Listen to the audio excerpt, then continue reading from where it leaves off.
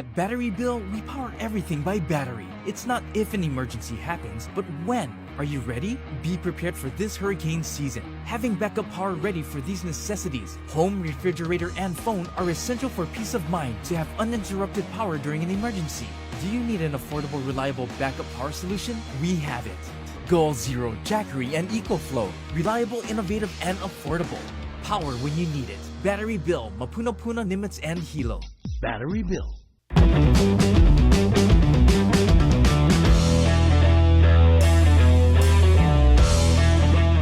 All right, how's it going, everybody? We welcome you to episode 118 right here on Hawaii Football Now. Jordan Helly, Hunter Hughes with you for another episode, the season ender, as Hawaii wraps up another football season in the books. And boy, was it a finale. We'll get to all of that as we move throughout today's episode. Again, big thanks to Spectrum Mobile, Hawaii USA Federal Credit Union, and Battery Bill as well for sponsoring this week's episode of the pod. We record this Wednesday, November 29th, just about 8 a.m. One quick programming note. We are scheduled to talk to the hero of Saturday. There were a lot of heroes on Saturday, but Matt Shipley, who had the final kick of the game, the final kick of the season, the kick that will be remembered for a long, long time as one of the marquee moments, I think, in Hawaii football history. And as they walk it off against the Colorado State Rams this past Saturday. Another programming note, we will be going on a little bit of hiatus here, Hunter. Jordan Helly, Hunter Hughes with you on another episode of Hawaii Football Now.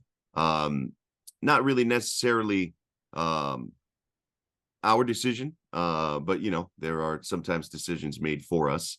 And boy, has it been a lot of fun. I know Hunter's been at this longer than I have on the podcast. He and I have been doing this for 118 weeks in a row.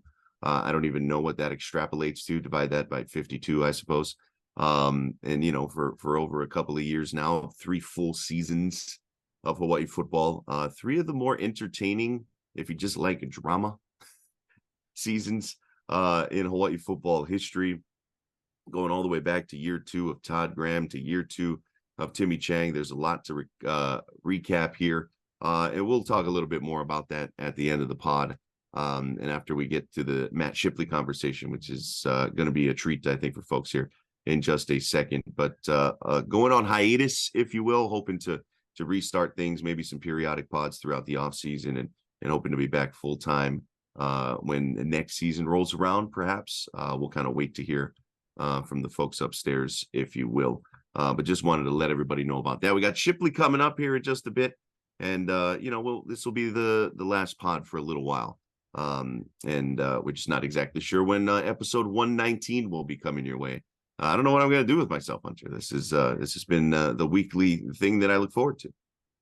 Yeah, I don't know if I'm going to be sleeping in on Wednesday mornings now, or what the deal is, because that time has been carved out for Hawaii Football Now, really for the better part of the last 3.5 years.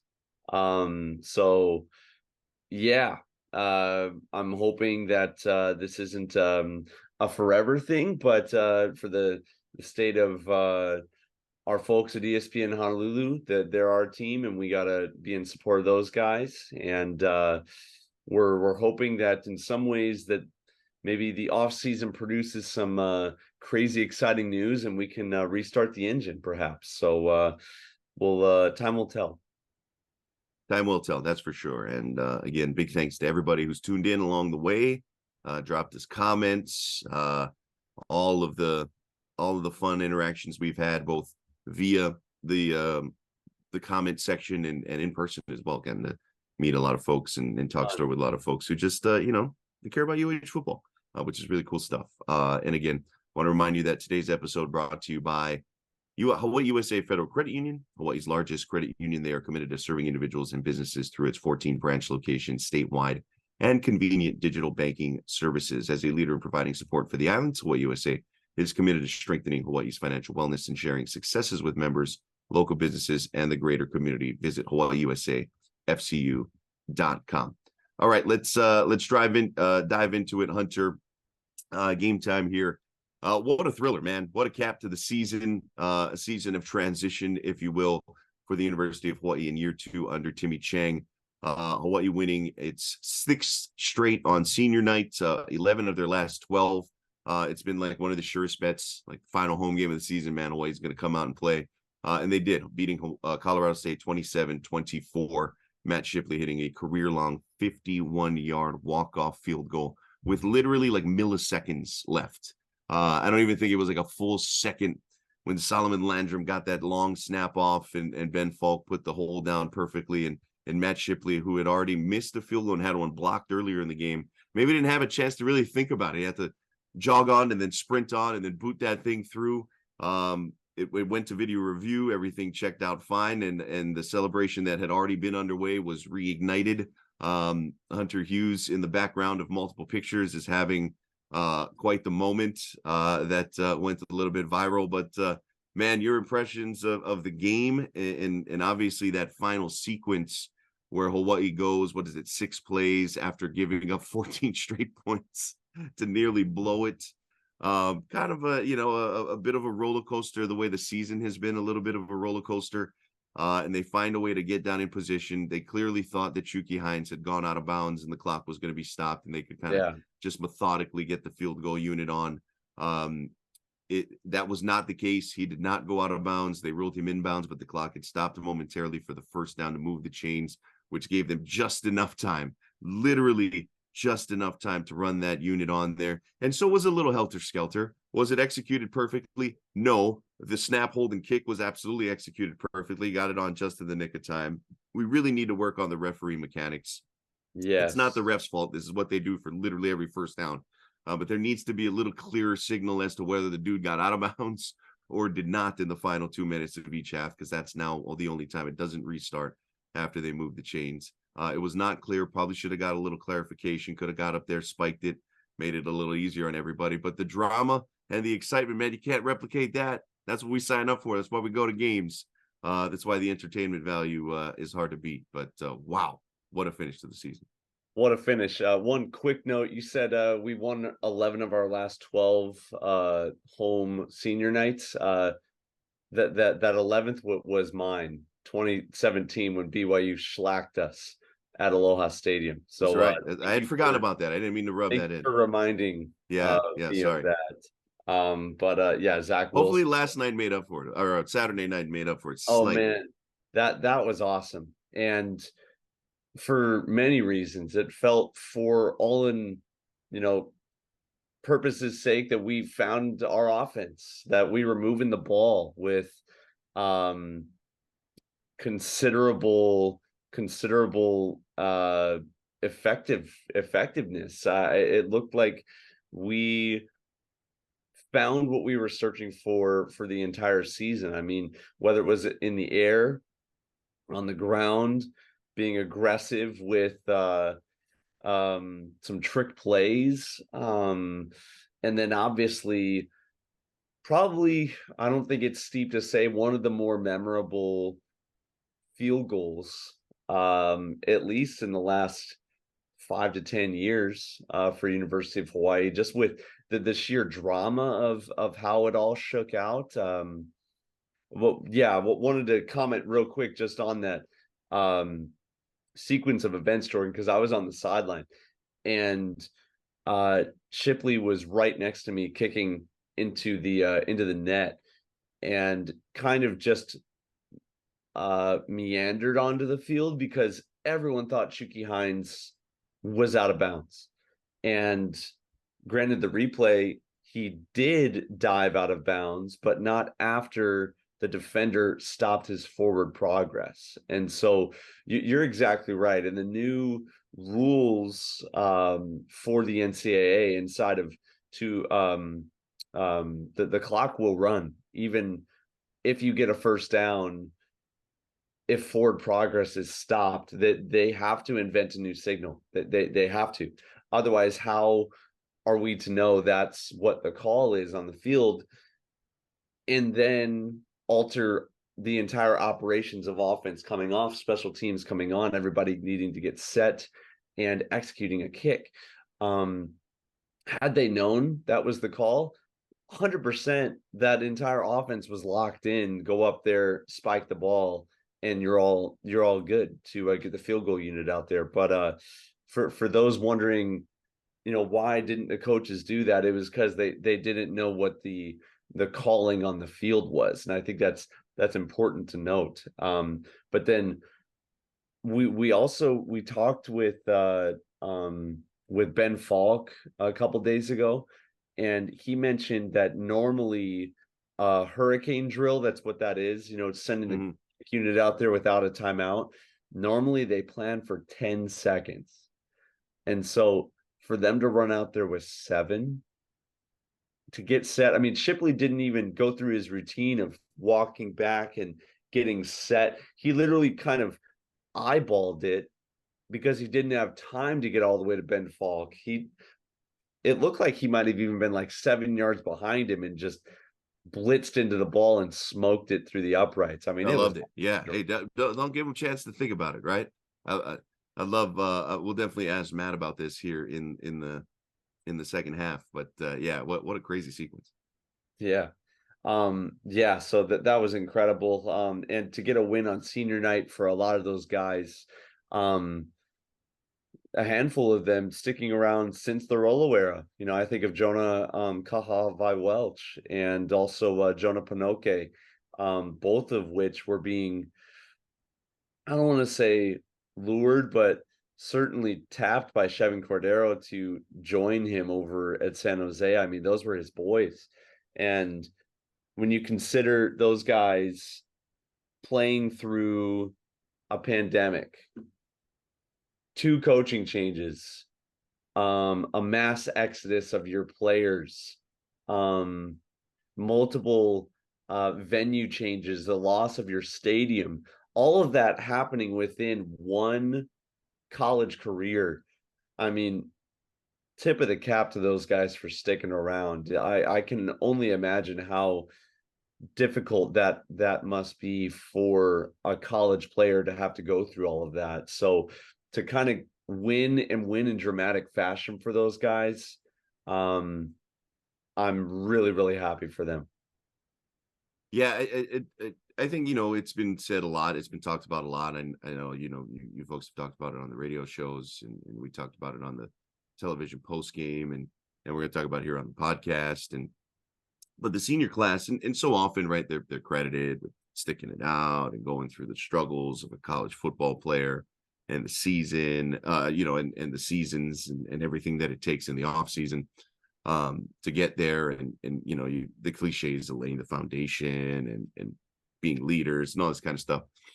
But this group really, right, truly, it was, I think, so important for a lot of these guys, both for them and then for the program to stick around because of that connective tissue, right? That through line going back to when the program was successful, right? That magical 2019 season. Guys are still here from that, as you point out, right? Guys that have gone through and seen the heights that this program can get through, that experienced some success under Todd Graham, right? Obviously, qualifying for a bowl game, although they didn't get to play in one that second year, winning that New Mexico Bowl in Texas, right? That COVID year, which was so strange. And then all of the drama that came with it, right? And they were the stabilizing force, the through line through all of that.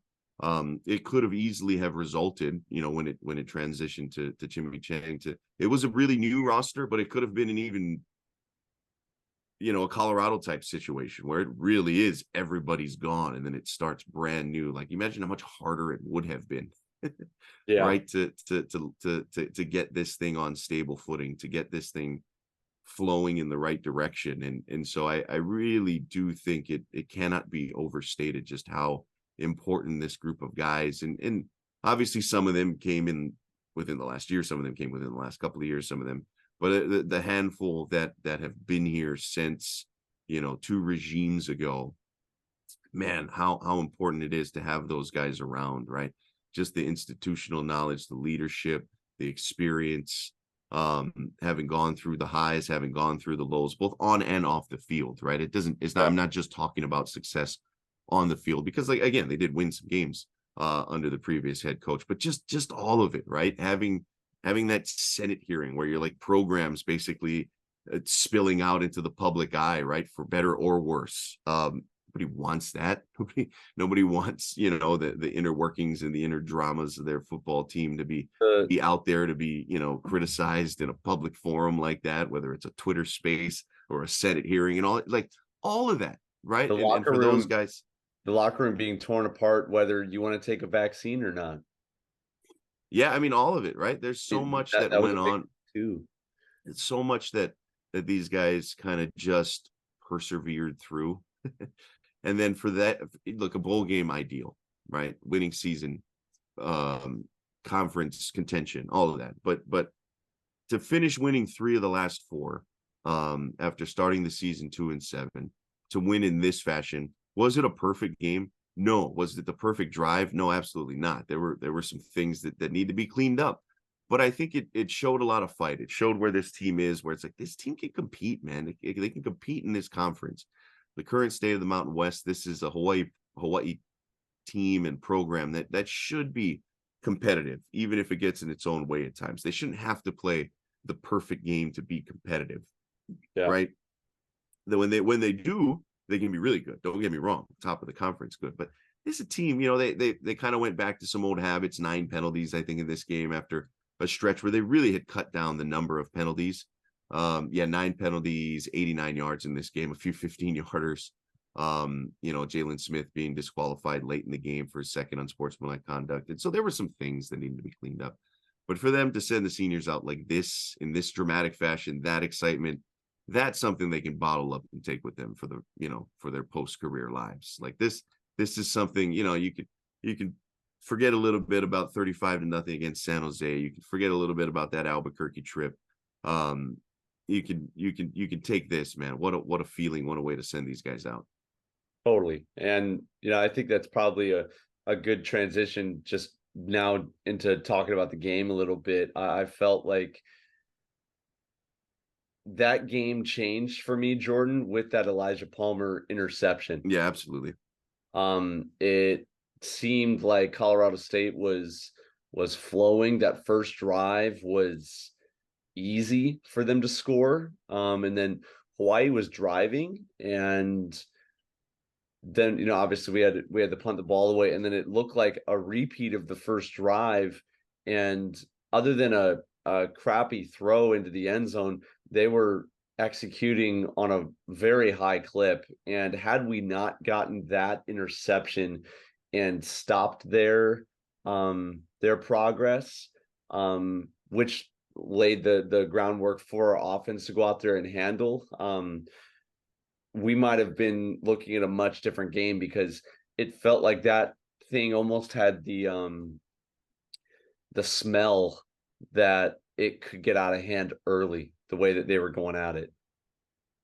Yeah, you kind of got that deja vu feeling, right? Colorado State goes down 9 plays, 75 yards. Hawaiʻi responded decent. They ran a 9-play drive, only went 32 yards, ended up punting it away, and then they come right back, right? And 7th play of another lengthy drive for Colorado State, Elijah Palmer comes up with that game-changing interception, right? Otherwise, they're probably down at least 10-0, maybe 14-0 again, right? And you're like, all right, here we are again, right? Just like Wyoming, just like San Jose, just like Albuquerque, just like, all these games where it's like, man, again. And then the defense played really well, I thought, from there on out until that last drive, maybe you could argue. But right, they gave up a field goal in the second quarter, shut them out in the third, gave up that touchdown in the fourth to kind of cut it to 8, and then I think came up with another stop, and then had them 4th and 8, and then went all out blitz and got burned for it for the tying score. But I thought the defense turned it around after that, and then I think you touched on it already, but this to me was Braden Shager's best game, and he has gotten better as the season has gone on, which is a great trend, right? I thought this was Timmy Chang's best game as a play caller. Just the way they were dialing things up. Obviously the trick play, right? And he even told us at halftime, right? It's like, well, they've had that in all year. It's the last game of the season. Like, you're not going to save all the trick plays for next year. So you might as well use them, right? But I thought they were in such a rhythm offensively, and how fast Shager was getting the ball out. him running the football, right? I mean, Shager goes 30 of 43. I think that's like 69 point something percent completion percentage. 320, a touchdown, no interceptions. And then running the football, he ran it for 55 yards, a net of 49 because of the one sack. Just one sack against this pass rush, right? This is a team with Mo Kamara, who's just been named the defensive player of the year in the conference. And they gave up just one sack, and it wasn't to him. This dude had 12 and a half sacks coming in, 16 and a half tackles for loss. And that offensive line played maybe their best game of the season, right? They've gotten better as the season has gone on. They ran it for 151 yards in this game, threw it for 320, right? This is an offense that put up over 400 something yards in this ballgame, 497 total yards, season high in all of those total offense, rushing yards, not in passing yards. They had, a couple of games where Shager just absolutely aired it up and didn't win those games, right? And then the defense takes the football away again. I mean, it's just the trend over the final 4 games. Yes, the Wyoming loss was disheartening, but good Hawaii teams have gone on the road, especially to the Mountain Time Zone, and gotten shellacked. Like it happens, right? They take care of business in their final 2 home games. They get a win in Reno. They cover outright as 5.5 point underdogs. Total goes 54.5. They went 5-7-1 against the spread. Basically just what they did on the field as well. And the total in terms of the season over goes 6-7, but no turnovers, 3rd time all season. Won the turnover battle in 3 of those last 4 games. They had 8 takeaways in the last 4 games, 5 interceptions, 3 fumbles. They had 5 total in 9 games, Hunter. And all of a sudden now the defense has got 8-4, right? I mean, it's a completely different team. They go 4-3 at home. And so it's just, I think, we had talked so much in the offseason, and, we've been at this for a while, and how I think successful they were in the offseason, right? Generating interest, re-engaging with the community, re-engaging with local high schools and trying to make sure you make inroads recruiting, doing a good job recruiting, getting those kids from Gorman, hopefully getting those kids who have verbaled in this next recruiting class from places like Gorman to keep that train going. But when the rubber meets the road, you got to win football games, right? There has to be some results on the field that match up with the offseason momentum, the offseason inertia, the off the field inertia, right?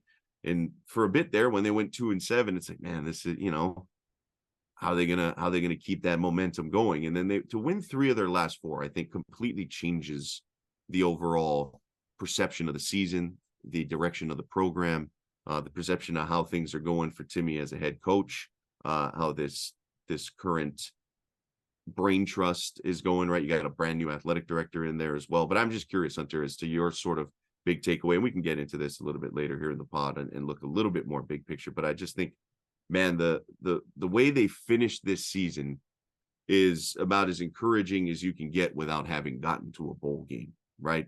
Like the first 9 games, not great, but to go 3-4, especially how they responded after very disappointing in New Mexico, and then the worst loss arguably in 25 years, right, at home, was statistically getting shut out to San Jose State, and that was at the back end of a 4-game losing streak.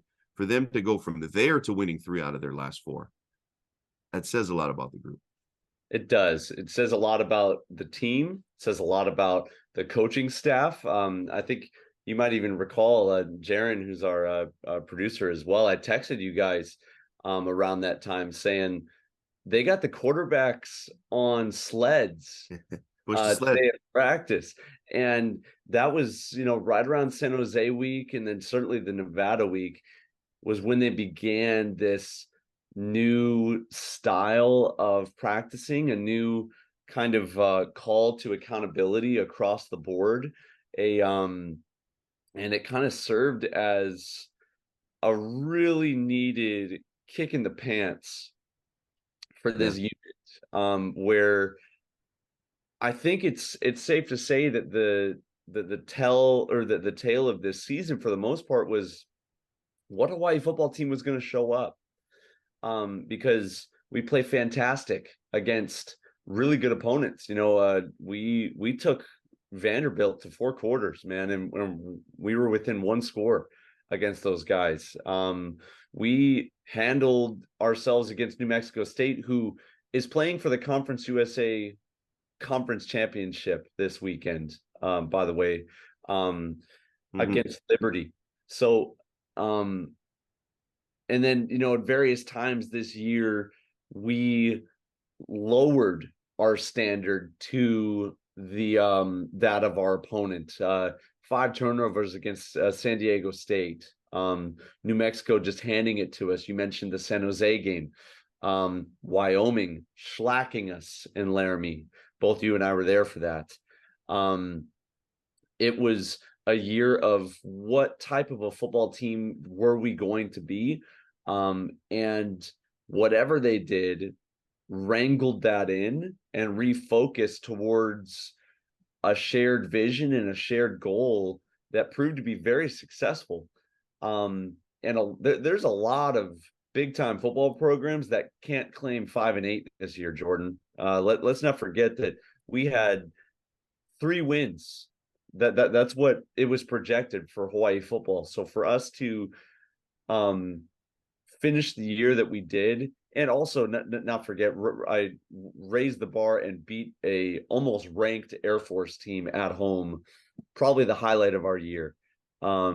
Aside from the Shipley field goal, which we're going to talk to him in just a second. But to me, this year bodes extremely well for the future of where this program is heading. It bodes really well for sticking with this coaching staff and what they are trying to build and put together, because it's not done. They're continuing to build as we speak.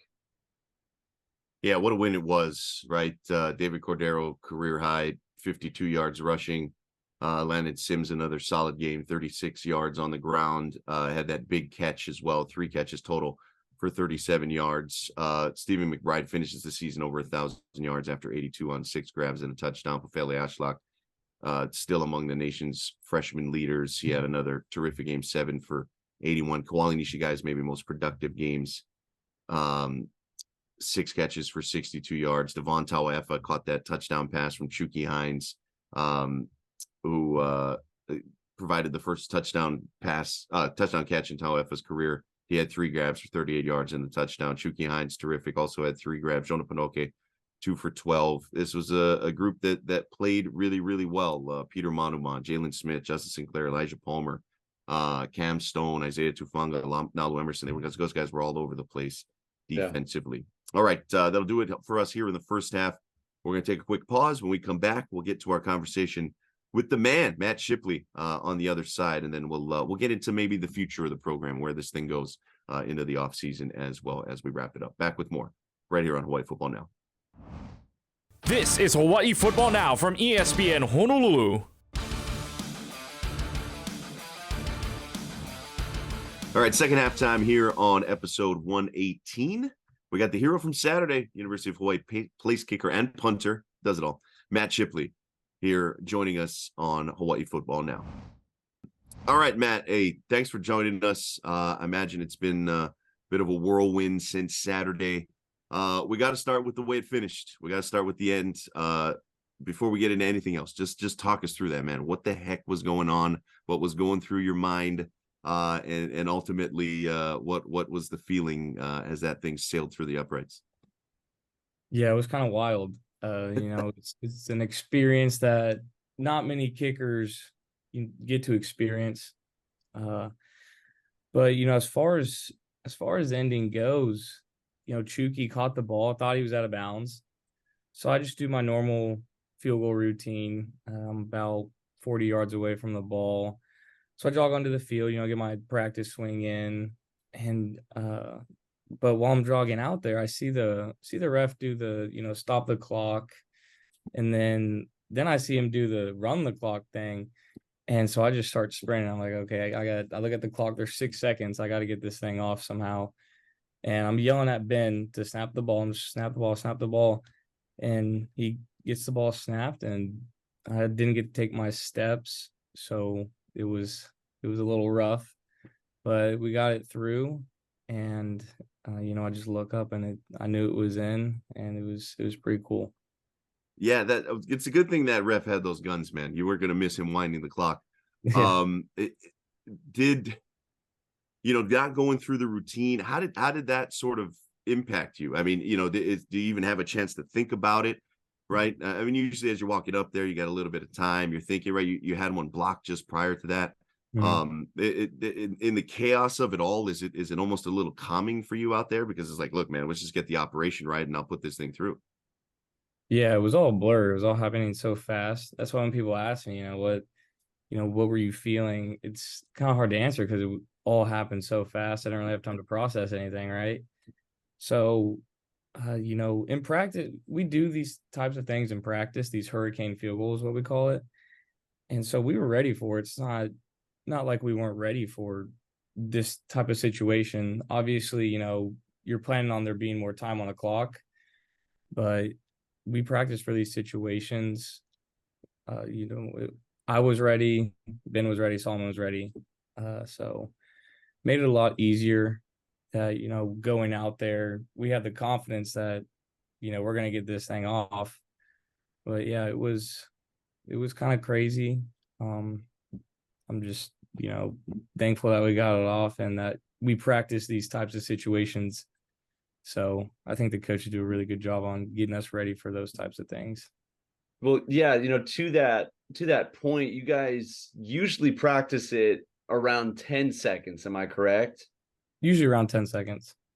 So how much of a difference is 10 to 7? Because I mean, you didn't even really get your correct landmark down on space away from Ben. You kind of had to eyeball that, correct? Yeah, I had to eyeball it. And that is kind of the difference between 10 and 7 seconds. Is 10 seconds, it's I can take my steps really fast. And then you're getting to 7 seconds or 6 seconds. You don't have time to take your steps. You just have to guesstimate where you're going to be. And I've done it so many times to where I kind of know the general area of where I should be. So I'm pretty sure I was close to my landmark. I was a little off, but I got it pretty accurately. Yeah, no, that's awesome. And the view from behind the field goal, that thing was probably good from 60, bro. I don't know if you felt that way, but it looked to me one of the purest that you've ever kicked at Hawaii. Yeah, when I kicked it, I knew I had a lot of power behind it. I mean, when I was running out there, I didn't know how far it was. I figured it was between it was past 40. That's what I was thinking. So I know I had to put some leg into it. So I didn't know it was at 50, but I hit it as hard as I could. Like I said, I couldn't take my steps, so it's a little hard to put that power into it if you don't really know where you are steps wise. But I definitely, when I hit it, I knew it was a pretty good ball. It wasn't my best ball, when I'm looking at rotation, but it definitely had a lot of power behind it. And I knew previously I'd missed a kick in the game, and I knew there was a little bit of a breeze coming out my face, so I knew I had to really just hit a pure ball. Yeah, man. Incredible.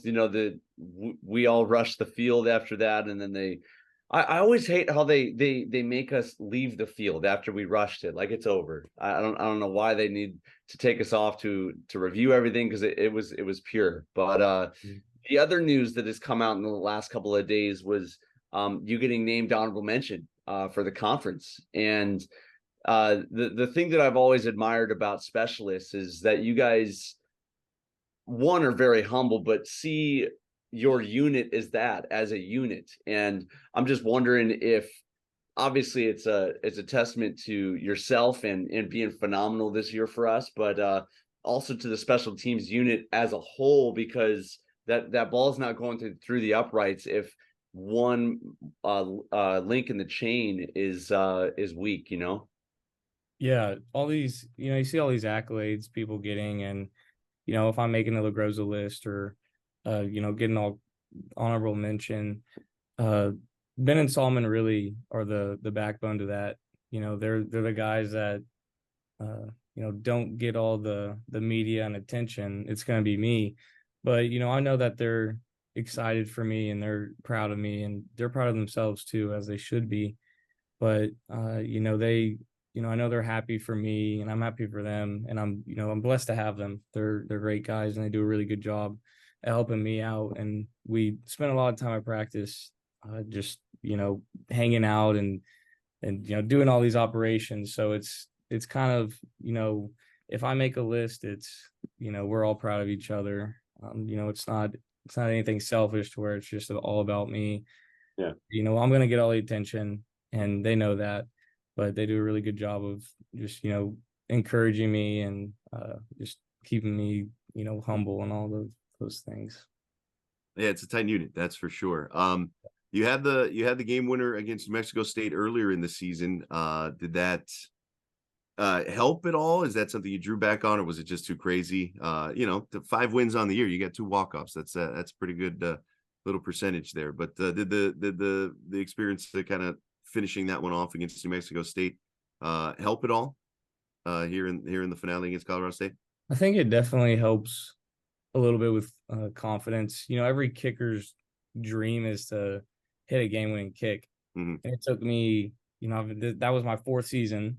So it took me 4 seasons pretty much to get, where I really wanted to be. And it's definitely very special. The New Mexico State field goal was really short. That was like a 22-yard kick, I'm pretty sure, something like that. But yeah, it definitely feels good to, know that you helped your team win a game. And, I know it's, I kick the game winner, but it's not really me winning the game. The offense and the defense have to sacrifice their bodies and lives out there to win these games. And then I just, you just send me out there and try to win the game. So it's special. Yeah, it builds confidence when you hit field goals like that. So. Yeah, that's great stuff, man. Whether it's 22 or 51, you still got to make the kick, right? Yeah. We'll head it right back over to Hunter here in a second, but this team, right? It starts 2-7, lose 4 in a row, and then to win 3 of the last 4. What's it kind of say about the group of guys you've got, the way that you finished the season? Yeah, it's we're on the incline, I guess you could say. It's hard to win college games. Especially when, I was here. I've been here. This is going to be my 5th year upcoming. And, Hawaii doesn't always get, the best recruits. We don't always get the top talent. And I've noticed that ever since I've been here. But as far as, a team goes, in the locker room, I've seen that this year has really been, the strongest year for bonding for us. Everybody is very close knit. There's not cliques in the locker room. You're not seeing all these things that you would see at another program. It's getting a lot better. Coach Sheng does a really good job at bringing us together and making it feel like a family. For Thanksgiving this year, I really hadn't had a Thanksgiving ever since I'd been here. And, I went over to Coach Sheffield's for Thanksgiving this year and really had my first Thanksgiving in 3-4 years. So it's getting a lot better.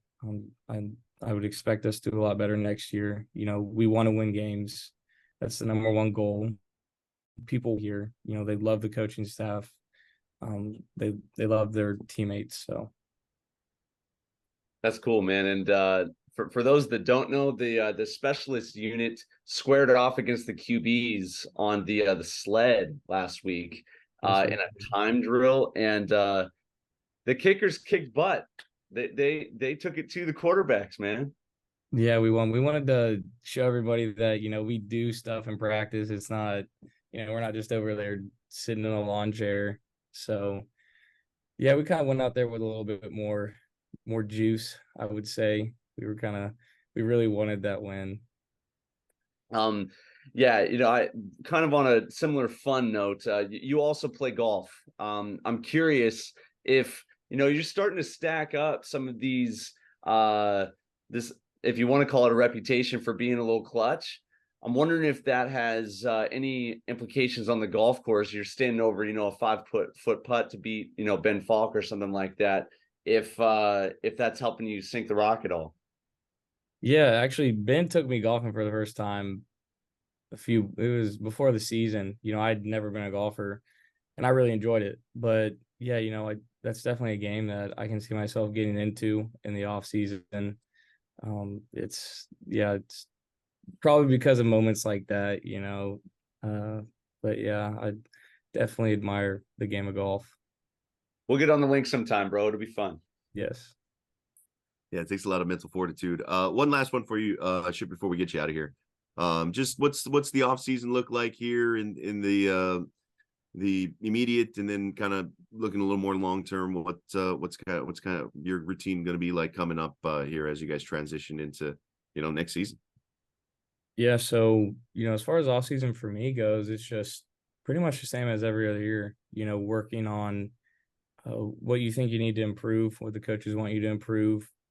I think becoming more of a leader on the team is definitely one of those things that I could say I could improve in for me. But just strengthening everything. Coming back from back surgery in April, it definitely took a toll on my body. I wasn't able to ever fully recover. So I really want to, strengthen, the muscles in my back and do all that good stuff to help with my kicking. But yeah, just really taking the time to strengthen everything and get back to where I was.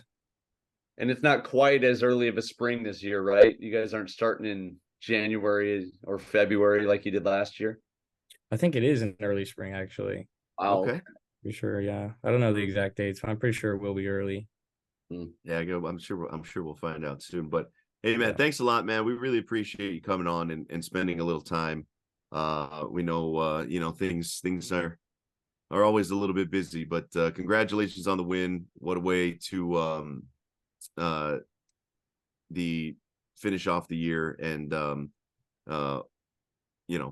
just a magnificent ending to that. Oh, we actually had a fan comment that was asking. So sorry, we'll squeeze this in here, but fans want to know what your 40th time is and where it ranks on the team. Who are you leaving in the dust?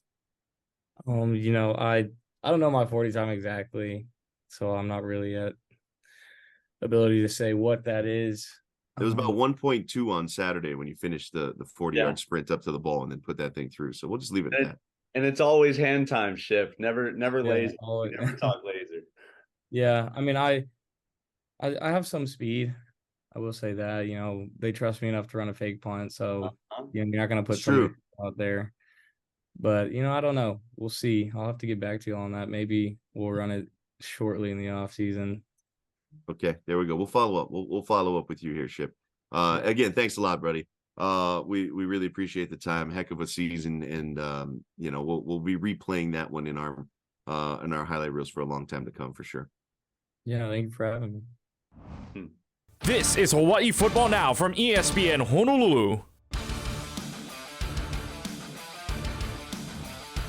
All right, big thanks to Matt. A lot of fun, the Duke in golf. He has been way too modest with his speed. We have seen those fake punts. The dude can absolutely scoot. Incredible athlete, and what a kick. What a kick, man. What a way to end the game. What a way to end the season. And speaking of ending the season here, Hunter, as we kind of wrap up the second half, wanted to get back to the discussion on the program as a whole. We talked a bit about the game against Colorado State, where I thought they played at times their best football and overall maybe their best performance of the season, particularly on the offensive side of the football. Defense was really solid. I think, in the middle portion of that game in particular. But where does the program go from here, right? A 2-win improvement on last season. That's kind of basically where I expected them to be, right about the 5-win mark, right? They eclipsed the Vegas win total. They improved last season. About 66% win improvement.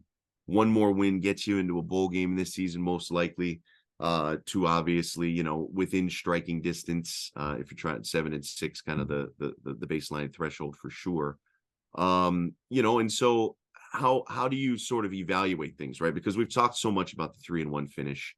But do you just look at that, right? Do you get caught up in for us, and obviously they're going to have to evaluate this internally, but how much weight do you put on that last 4-game stretch? How much do you balance that with the fact that they were 2-7 to start the year, right? It wasn't like they became a completely different team. Is 3-1 enough to tell you that, hey, they can do this over a 13-game season? Or you got to factor in the fact that they did lose those 4 in a row. They did lose 7 of their first 9. And you know, with all of the caveats and context that comes with trips to Nashville and Eugene and you know, games of that nature. But how do you sort of evaluate the season as a whole and look forward? Where do they go from here? Yeah, I mean, that's a good question. I think you have to look at it unemotionally and unbiasedly, and I think Mhm. when you do that, this year had a flux of emotions. There were some really unexpected and fun highs, and then there were some torpedo, just plummet lows. And I I think in some ways they saved themselves later in this year. I do believe that some coaches probably saved their jobs in the last 4 weeks to finish the year out. Um, I think this was a really good that this kind of serves as a good temperature reading for Timmy and his ability to lead this team through adversity.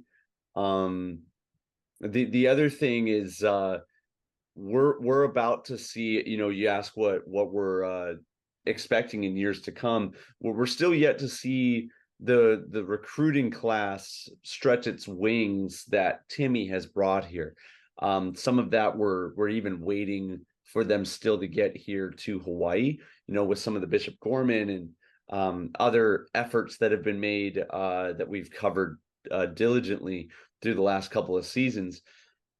That is the other thing that you do in grading and analyzing a coach is the recruits and how they perform and how that helps shape your team. So it's I think it's appropriate to say that it's time now. Um we've given it the first 2 years. And you hear, you know, even from a kicker on the team that says that our team is bought in and we want to win. We feel like we have the skill set to do so, and the unity within the locker room. We want to go out there and get it done. So I think it's appropriate, Jordan, to have some hope, have some expectations, but to also appropriately say it's time, guys. Let's be competitive in this conference. Yeah, I think that, you know, obviously this third year, it's got to be a big bit of a payoff year. Um, you know, is it bowl game or completely change and go in a different direction? I don't know about that. I don't know if the program can afford that either. But I think the value and the importance of those last 4 games, the 3 wins, obviously, it showed positive momentum. It showed the ability, as you talked about, to lead them through adversity. But I do think, you know, and this is any program worth its salt. Like there's going to have to be some very honest evaluations. There are going to have to be some very honest conversations with players, with coaches on staff. And that's the duty of the job, right? As the head coach, as the head coach of the football program, and Timmy Chang. And so he's going to have to go through a lot of evaluations. He's going to have to take that thing in its totality. Was the 3-1 finish enough to keep the status quo? I would say no, because ultimately at the end of the day, right, they fell short of some of their goals, getting to a bowl game, contending in conference. And so it's encouraging. Maybe it's enough to keep guys around, but some changes in expectations, maybe some changes in responsibilities are necessary, right? Or maybe moving on from guys. And I'm not just talking about coaches, but players as well, right? Because we saw some guys really step up. There are always guys who don't. That's on the most successful teams. And so you're going to have to be very honest as to where things are going with different things. You know, I think it was a team that, or shift in mentality for the team with Coach Chang over the last month in terms of discipline, right? How does that carry over into the offseason, trying to cut down on those penalties? I know that kind of went back up against Colorado State, but trying to cut down on those, trying to get guys to make sure that they are staying in line. And I think that was a much better case over the last 4 games. and their ability to bounce back after some disappointing losses. The Nevada win after San Jose, the win this week against Colorado State after the disappointment in Laramie. That shows that they are, all pulling in the right direction. Yeah. And so I think, and a lot of that's going to start with Timmy himself, right? On the offense, he's got a lot on his plate. Yes. Right. As the head coach, as the play caller, as the de facto quarterbacks coach, right? Is it a matter of maybe finding somebody dedicated to just work with the quarterbacks? Is it finding somebody who can help even more with the integration of the run and shoot, right? Not necessarily maybe giving up his play calling duties, but finding a way to revamp the staff where it becomes even more comfortable working on those run and shoot things, right? Because they don't have a lot of guys on staff that have experience in that offense, right?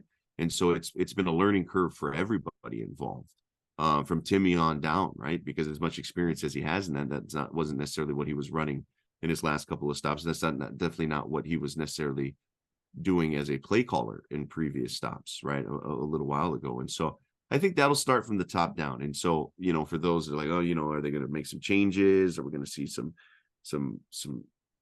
coaching changes and things like that? I don't know. Right. But I think, for a 5-8 season, even if you finish 3-1, like, you have to look at it long and hard, right? They have to go ahead and really kind of reassess and look at things and figure out, okay, what led to the change, right? And is that something that is sustainable, or was it just maybe, something temporary that, hey, look, we changed it around, but we really need to look a little deeper here. So I think it's encouraging, no doubt about it. As Matt said, they're kind of on an incline. This is clearly trending positively. But now the hard work to make sure that this team going forward is the team that finished 3-1 and not the one that started off 2-7. Yeah, and I'm looking at our year as a whole right now, and 5 wins is maxing out that group's potential.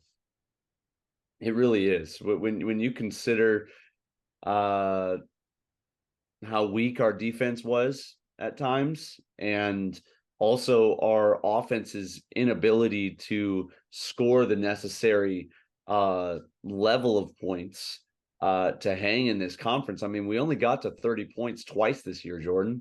For them to get to 5 wins with this unit, with this group of guys that was riddled with injury, with also suffering transfer portal losses throughout the year, I think 5 wins is about as good as we could have done. Sure, would I have liked a different result in the San Diego game? Absolutely. Would have been great to get one more score against Vandy and then push that to overtime. But outside of that, though, we didn't really have many other opportunities where we were in many games. And so we would have needed to be near perfect to get to that 7-win mark this season. And I think for them to finish at 5, sure, we want and hope for better, but for what we had this season,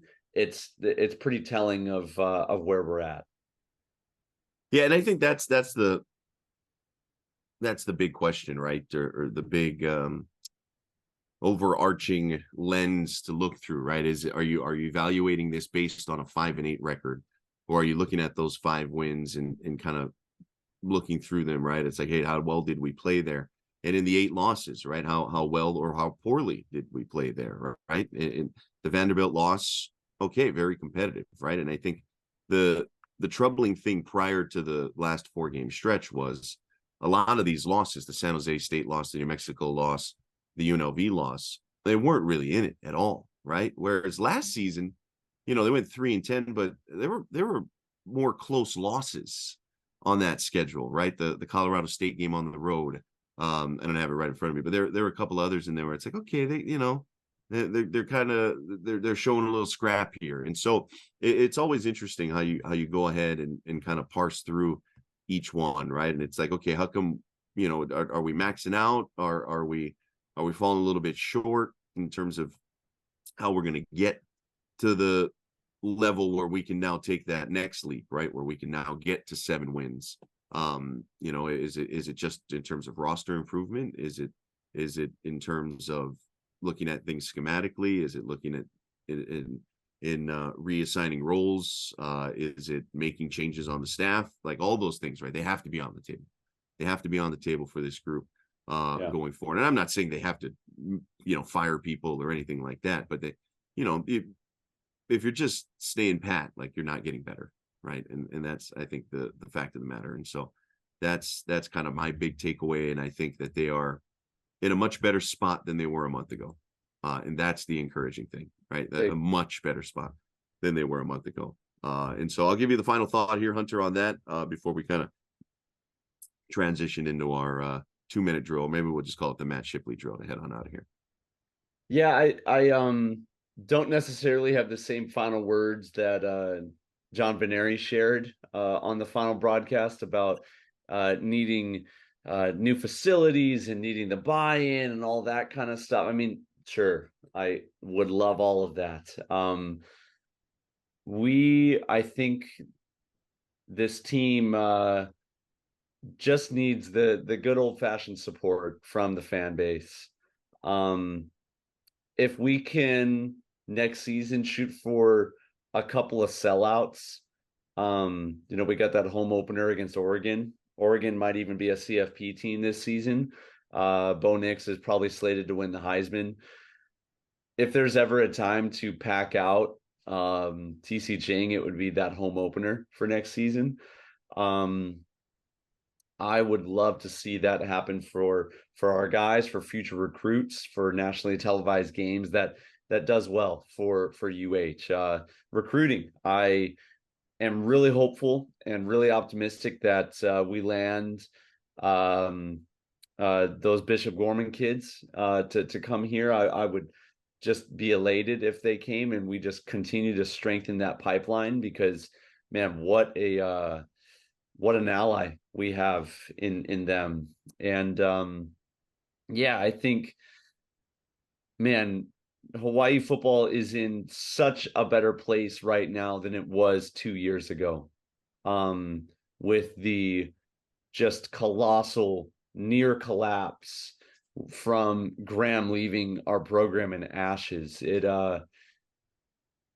gives me a lot of hope and honestly like a sense of relief that we ended this year at 5-8 with some theatrics towards the end to give us Hawaii faithful some fun things to talk about, because it could have been a whole lot worse, and it felt that way midway through this year. So it's great. It's a great time to be a Hawaii football fan, and I believe that we have nothing but good things in front of us. Yeah, it's exciting times. There's a lot of momentum once again heading into the off season, and hopefully they can capitalize on that. All right, as we wrap things up again, want to remind you that this will be our last episode for a little while. How long that is, we don't know. Kind of getting word that we'll push pause on the pod. We'll go on a little bit of hiatus, and our hope is, and we'll see. We got to run it by the bosses, if you will. But hopefully, maybe we can get some pods in periodically throughout the off season and kind of your normal big moments, right? Signing day coming up here in a few weeks. The traditional signing day, first week of February, spring practice, whenever that is. Apparently it might be early again, Hunter. Once they get into, summer camp, once they get into media days, once they get into camp, right, for the fall, there are some natural mile markers, if you will, along the road to next season. And so we likely won't be on weekly, but hopefully, we'll be back next season, and hopefully we'll be back in the interim as well between now and next season. But I just wanted to thank everybody. Thank you, Hunter. Obviously, this has been a ton of fun. 118 weeks in a row. It's kind of amazing that we didn't skip a week through everything. And quite honestly, there was never a shortage of things to talk about, man. You just, whenever you think that what are we going to talk about next week, we'd have to get gimmicky. It's like, no, there's something exciting going on, man. A program that never stops giving. Our guys, Jaron, Kobashikawa, Jonathan Salvador, who have been with us here for a while now and have been doing all of the hard work behind the scenes to cut this up, edit out all of my mistakes, and make us sound good and putting this online for everybody to consume.